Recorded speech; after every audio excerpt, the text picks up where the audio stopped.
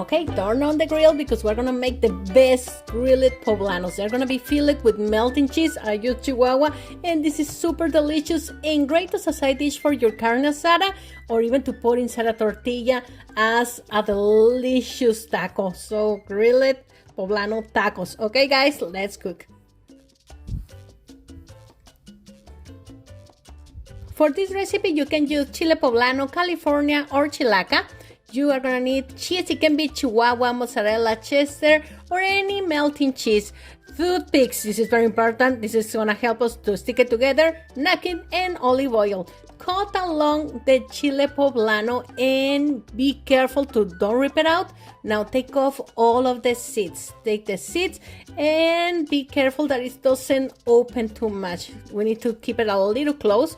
Now we're gonna fill it with whatever cheese you have chosen, and we are gonna close this with some toothpick. This is gonna help us to keep the cheese inside with the toothpicks. Okay, so push it inside and stick it together.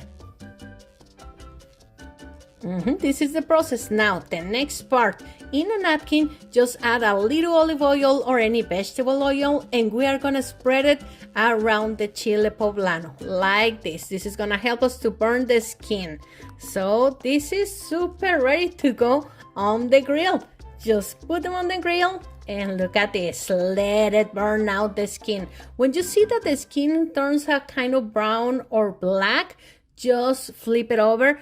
It depends a lot on what's the heat of your grill, but whatever you see that is black the skin, just flip it over and just keep flipping over until it's totally burned all over the skin. Now you can eat it with the skin or just take off the skin with your hands. It's super easy to make. This is super delicious in a taco, and it's super easy to make. And it also helps you not to be eating that much meat or steak or arrachera. I have an incredible arrachera recipe that is appearing over here, and check out my blog for more delicious ideas. Las recetas de Laura.